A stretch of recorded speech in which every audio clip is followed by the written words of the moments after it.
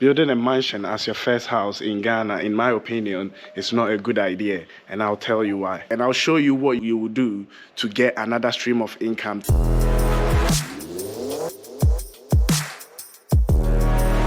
My name is Mickey.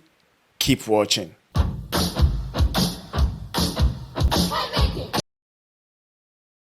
There is a caveat to this advice though. One, if you have a big family, say a family of 6, 7, 8, and you need a space, then this advice doesn't apply to you. Two, if you've managed to build a lot of streams of income or you have inherited a lot of estate, then this advice does not apply to you. Three, if you have a good, secured, paying job, you know that you never get sacked and that job is paying you loads of money and you're going to have this job for the rest of your life. Yeah, you can also skip this. But if you are starting from fresh and you are trying to build streams of income, then watch this video to the end. I will start by telling you a sad but fortunate story of my building journey in Ghana. Long time ago, when I started working and started making some money, I decided to build a house in Ghana. At this point, I've been watching a lot of MTV cribs. And you know what they show in the MTV cribs? All luxurious houses with swimming pool and that is exactly what I wanted to do. I wanted to build this expensive house so that when people see it, they will know that yes, Mickey built this massive house. I had the plan done for a 5-bedroom house with a home cinema or a home theater, whichever way you call it. It had swimming pool, it had 2 family rooms, all bedrooms had their own bathrooms, and also it was a big one. Anyway, we secured 2 plots of land because this house was so massive, it was going to take 2 plots of land. I ended up paying about £5,000 for the land. Anyway, we went there to start work, and anybody who's built in Ghana will tell you that they've bought a land or something that has been a sham. Well, my £5,000 2 plot of land was a sham. I ended up losing that money. But the good thing is I still had some money in the bank and I was so frustrated. I wanted this done. So you know what? I told my contractor at that point and I said, you know what, just buy me 1 plot of land and build 2 apartments on it, 2 3-bedroom apartments. And this is how this house came into being.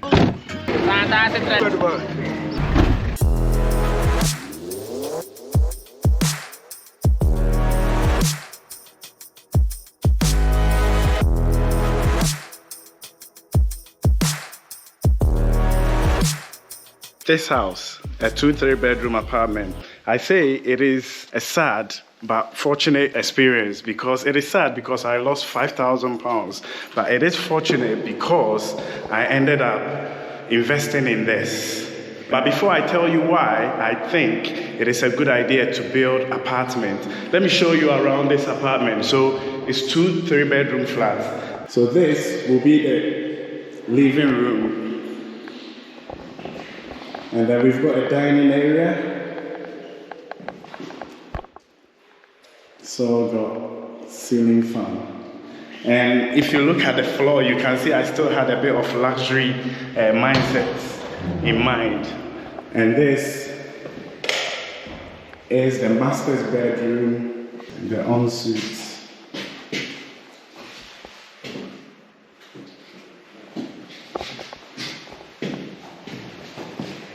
And then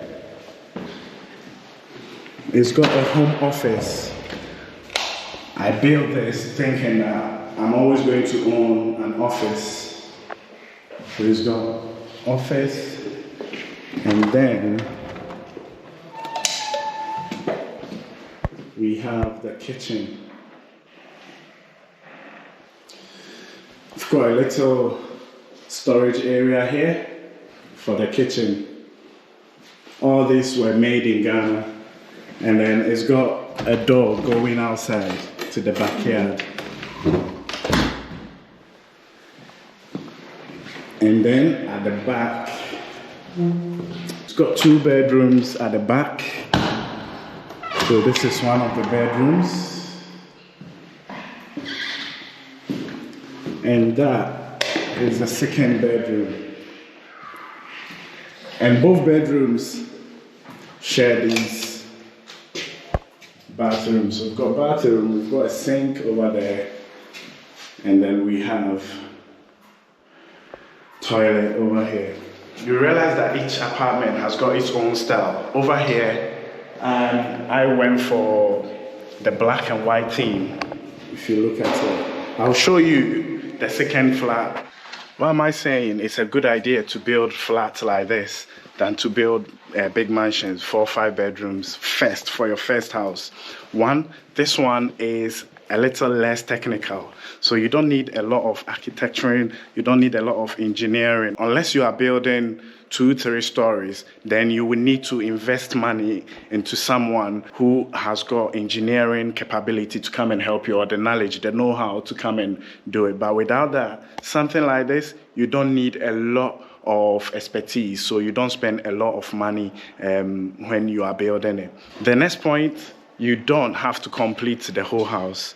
If you are building a mansion, right, and you don't have money to complete the whole house, a lot of people will complete one room and then they will be staying in there. And one thing is, when you live in a house like that, it feels like you're living in a construction site. But if you don't complete this one, right, you make it into an airtight house, and then you can just take your time and complete one flat. You complete one flat and then you stay in there. And when you are in the house, it doesn't feel like you live on a construction site. It seems still comfortable and still livable. And then you take your time whilst you live in the other one. If you have money, then you complete the other one. And if you are not even staying there, you can rent it out and then use the money to complete the other one. My next point is less maintenance cost. If you live in a 5-bedroom, 6-bedroom mansion, even especially in Ghana, the dust is massive. The dust is a lot. Maintaining it is not cost effective. It takes a lot of money and it takes a lot of strength to maintain it. But maintaining a house like this, you live in one flat, you don't live in the other one, you don't have to spend money to maintain it, right? And it's very small and it does the job. Like this 3-bedroom, still comfortable, you can live in it and it does the job. So you don't really have to spend a lot of money to maintain it. You come to the next apartment and we've gone for the marble style. Or is that what we call it? The brown and white theme. Look at the lights, look at the ceilings as well. If you look at it, I still have this extravagant way of thinking to doing this house. But what I did was, you know what, I'm just going to go on, do it to the nicest spec for my tenants when they come in. So at least someone will get to enjoy. I've got a nice mirror, got a nice toilet. And the tiles, they call it Spanish tiles. It's a bit expensive, but I don't know if it's actually coming from Spain. And then, so this is the master's bedroom for the second flat. And then the same way, we've got a dining area. And we've got an alarm system and a CCTV over here as well. Yeah, so this is the office space, and there is a kitchen here. The door is locked. We will find the key later. Then you go to the back, and the same way as the flat one, we have 2 bedrooms on the side.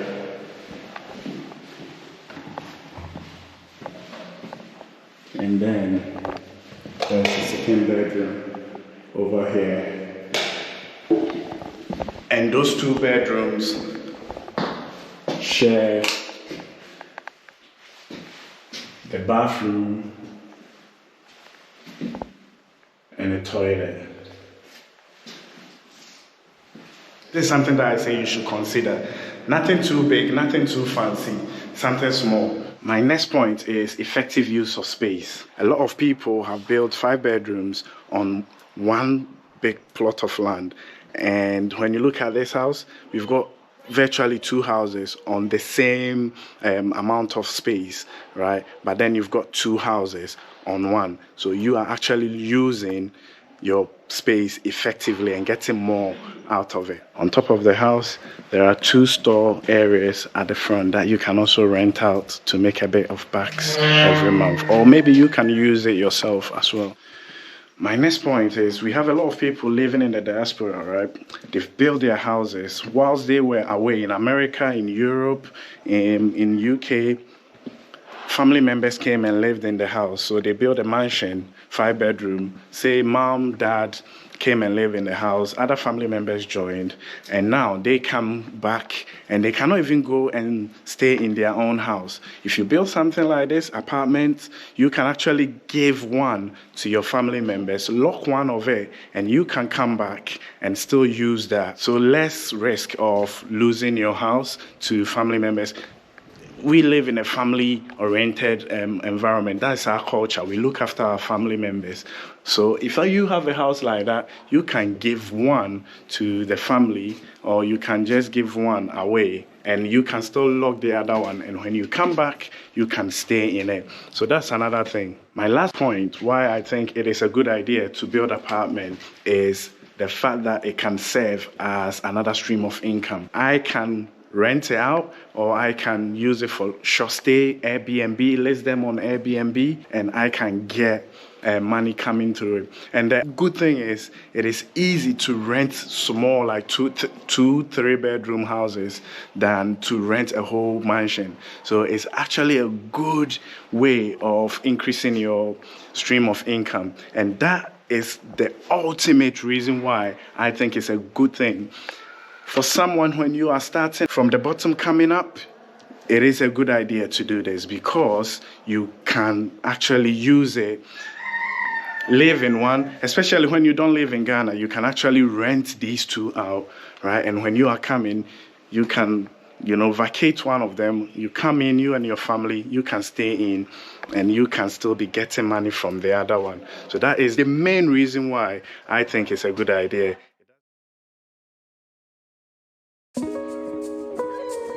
I would like to conclude by saying, this video is not to knock anyone down on the style of building they decide to put up.